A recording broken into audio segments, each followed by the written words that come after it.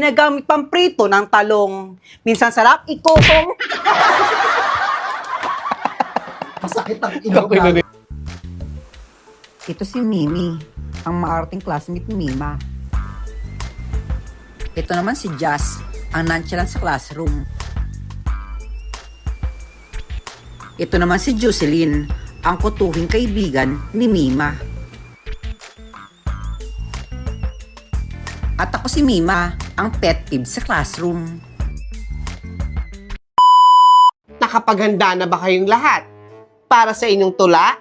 Yes po, ma'am! Yes, ma'am. Ready na po kami, ma'am. We are ready! Ready na ba kami, ma'am? Siguraduhin niyo lang. Ikaw ang mauna, Jazz. Ikaw na lang, Jazz! Kaya mo yan, Jazz. Utot. Utot, utot, utot. Tunay nakakayamot.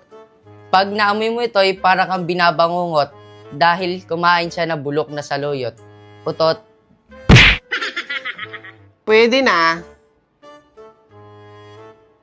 Jocelyn, ikaw naman. Ay, ma'am. Ako na po. Sige po.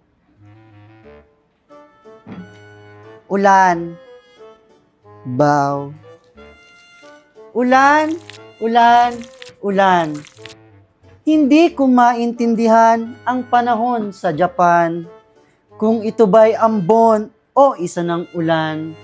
Ngunit isa lamang ang aking nasasarapan. Yun ay ang matalsikan.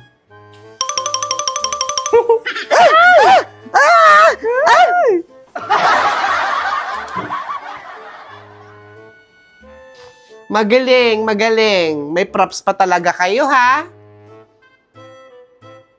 Mimi! Mimi! Ikaw na! Mimi, ikaw na daw, sabi ni ma'am. Ay, ako na po, ma'am. I'm ready po.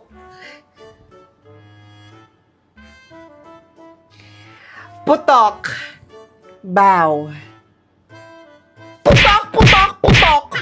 Ang lakas ng iyong putok sa aking ilong parang sinusuntok. Heto ngayon ako'y nagmumukmok na parang nanay mo'y mukhang pokpok. Parang awa mo na, ikay na may magtawas. Nang sa ganon, ang polusyon ikay makabawas. Ang baho-baho, kumakalat. Hindi ako makaiwas na parang sigarilyo ni Judas. Sa sobrang lakas ng putok mo, ay dapat ikontrol. Para hindi na lumala pa at mapunta pa sa baktol. Ang gusto lang namin ay yung kalinisan. Kung ayaw mo, ikaw ay lumisan. Putok. Ang galing mo, Mimi. Ang galing ng tula mo. Gustong-gusto kita. Putok. Siya nga may putok eh. Thank you po, ma'am. Mima, ikaw naman.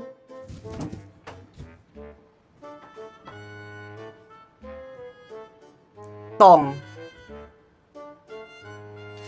Tong, tong, tong. Pakitong, kitong. Itong tong na to ay ginagamit pamprito ng talong. Minsan sarap ikokong. Masakit ang ilong. Ang ina nito, ang sakit. Hindi. Ang sakit! Masakit! Masakit ang ilong. Ba't pag gitna, nakahiwa Hindi yan? ito. Dapat Hindi ito. Kaya gaga. Baka ganyan, nabobo ka. Tangina mo. Bobo nito.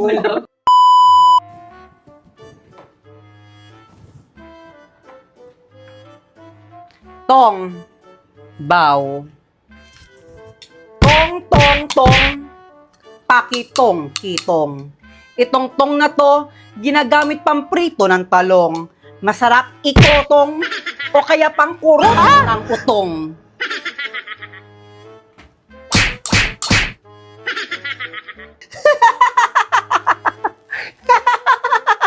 Ang gagaling nyo, class. Palakpakan nyo naman ang inyong mga sarili. Dahil lahat kayo, mga hindi nakapasa, ulitin nyo yung mga tula ninyo!